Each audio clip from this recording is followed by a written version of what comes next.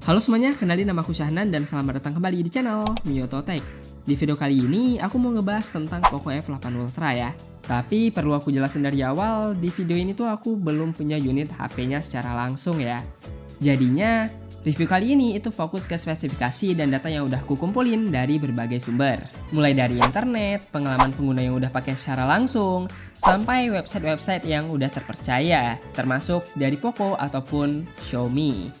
Jadi di sini kita bakal sama-sama ngebahas dan diskusi soal Poco F8 Ultra berdasarkan data, bukan pengalaman hands-on secara langsung.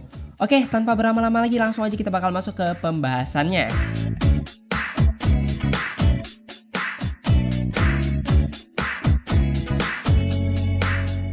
Untuk desainnya, Poco F8 Ultra ini tuh udah mengusung desain yang lebih melengkung, jadi nggak terlalu ngeboxy. Ukurannya sendiri memang terbilang cukup besar dan bongsor sih, dengan layar di 6,9 inci.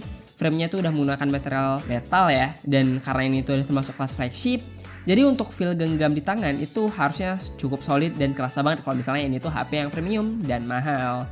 Dan karena aku sendiri sekarang pakai Xiaomi 15T Pro, aku bisa sedikit menyamakan feel-nya ya. Dari yang aku lihat-lihat, desain bodinya tuh emang agak mirip-mirip dengan Xiaomi 15T Pro, terutama dari kesan premium dan finishingnya. Poco F8 Ultra juga sudah mendukung sertifikasi IP68, jadi ini aman lah untuk debu dan air gitu ya. Untuk bobotnya sendiri ada di kisaran 218 sampai 220 gram, dan ini tuh tergantung varian warnanya. Ngomongin soal warna, Poco F8 Ultra itu hadir dalam dua varian warna ya, yaitu ada black dan denim blue. Bagi aku pribadi, aku lebih tertarik dengan varian yang warna hitam ya, warna black. Karena tampilannya tuh kayak elegan aja gitu. Terus kesan back matte-nya itu kerasa kalem, tapi cukup premium lah. Memang sih, HP ini tuh tergolong cukup berat dan kalau misalnya dipakai satu tangan pasti agak pegel ya. Tapi untuk kebutuhan entertainment, main game, ataupun menikmati visual layar yang besar, ini tuh justru jadi nilai plus ya, karena terasa mantap dan nyaman banget lah.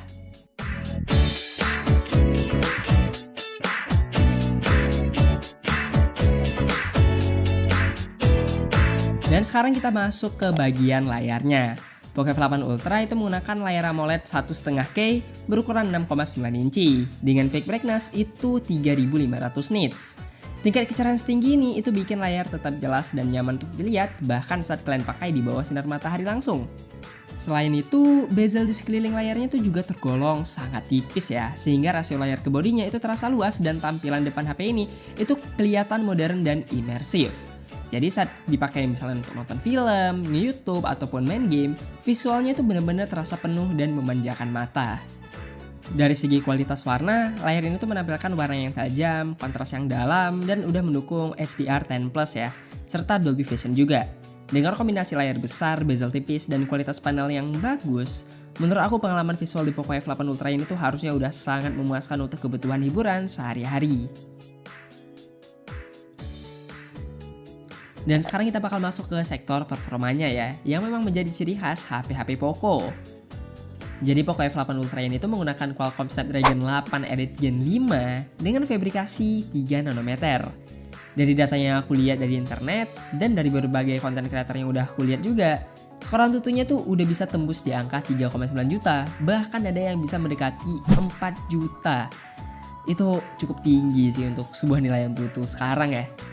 Untuk pendinginan, itu udah ada liquid cool teknologi 3D ya, dual channel dengan dual ice loop, yang harusnya membantu menjaga performa tetap lebih stabil untuk pemakaian berat dan lama gitu. Di Indonesia sendiri, Poco F8 Ultra tuh hadir dengan satu varian memori ya, yaitu dengan RAM 16GB dan storage-nya itu ada di 512GB yang udah bertipe UFS 4.1. Dengan konfigurasi seperti ini, ya untuk multitasking berat, editing, sampai gaming kelas berat, itu harusnya udah aman dan sangat lancar ya.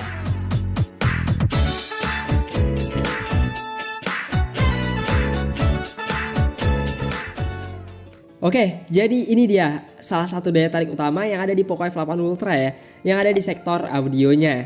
Jadi HP ini tuh udah menggunakan sistem audio 2.1 lengkap dengan subwoofer yang berkolaborasi langsung dengan Bose.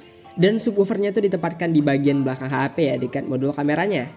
Dari berbagai review dan perbandingan yang aku lihat di internet dan di YouTube, kualitas audionya ini tuh memang di atas rata-rata ya, dengan bass yang mendalam dan cukup kerasa.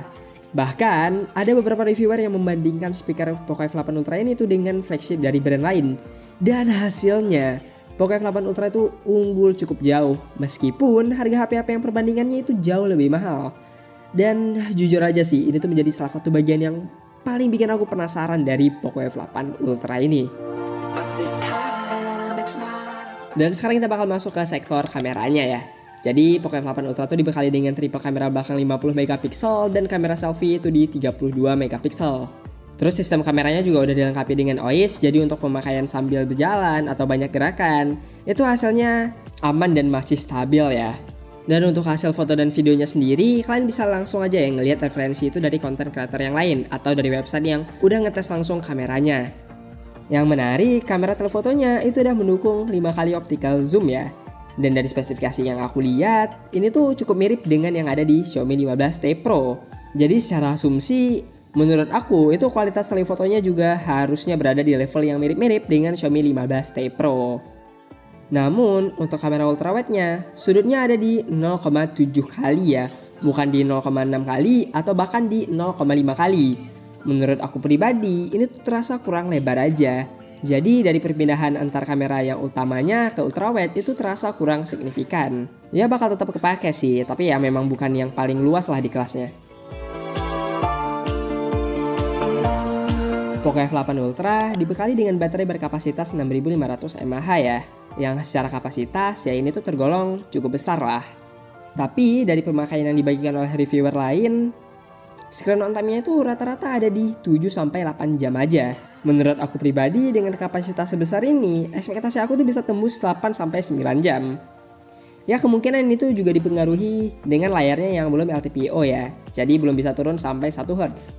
Tapi ya sebenarnya oke aja sih, soalnya di sektor chargingnya itu bisa menjadi penebusan dari hal itu ya. Jadi Poco F8 Ultra ini tuh udah mendukung 100 watt hypercharge dan 50 watt wireless charging. Jadi pengisian dari 0 sampai 100% ya itu ada di kisaran 40-50 menit ya kalau misalnya menggunakan yang hypercharge yang 100 watt itu. Jadi ya cukup ngebut dan praktis sih. Untuk fitur dan konektivitas, Poco F8 Ultra ini tuh udah cukup lengkap ya. Mulai dari Wi-Fi 7, Bluetooth 6, NFC, eSIM, gyro, fingerprint in display, dan ya ini tuh udah ultrasonic juga sih. Dan fitur penting lainnya itu semuanya ada. Dan juga ini tuh udah USB Type-C 3.2 ya, yang membuat transfer file itu jauh lebih cepat dan bisa display output juga. Dan untuk update softwarenya, Poco itu menjanjikan 4 kali update Android dan 6 tahun security patch ya.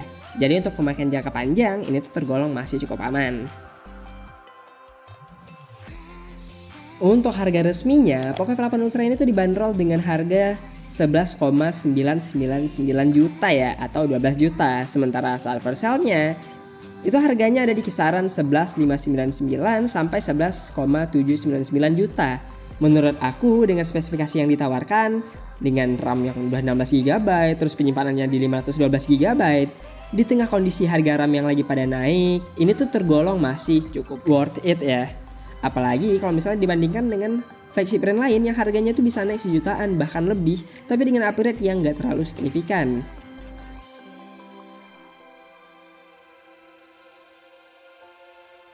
Oke, kalau misalnya kita bicara tentang kelebihannya, Poco F8 Ultra ini tuh banyak banget nilai jual yang kuat ya. Dari sisi performa, chipsetnya udah Snapdragon 8 Elite Gen 5. Yang jelas ini tuh memberikan tenaga flagship yang sangat kencang, cocok untuk multitasking berat, gaming, sampai kebutuhan editing yang berat juga. Layarnya yang besar dengan panel AMOLED, bezel tipis, dan tingkat kecerahan yang tinggi itu juga bikin pengalaman multimedia terasa cukup premium.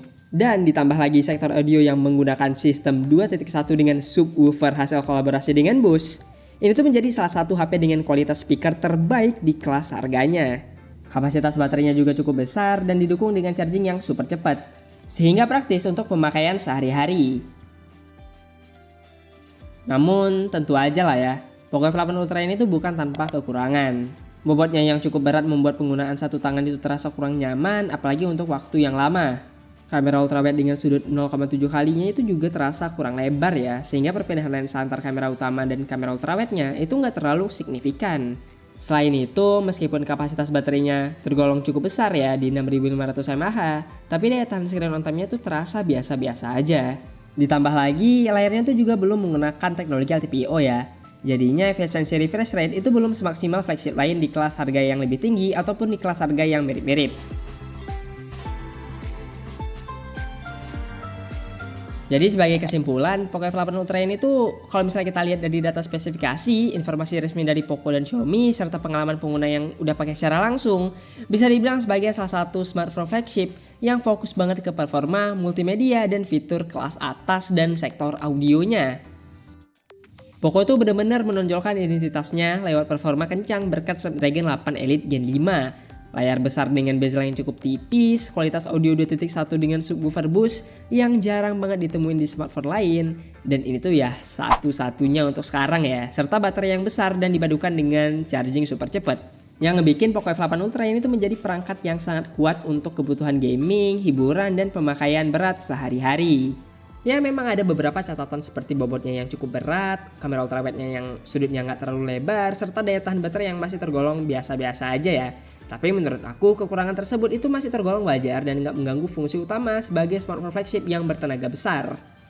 Terus dengan harga yang ditawarkan, apalagi di harga first sale-nya ya, Poco F8 Ultra ini tuh tetap jadi pilihan yang sangat menarik dan worth it. Terutama buat kalian yang mencari HP dengan performa flagship, pengalaman multimedia yang maksimal, dan fitur lengkap tanpa harus membayar harga flagship dari brand lain yang jauh lebih mahal.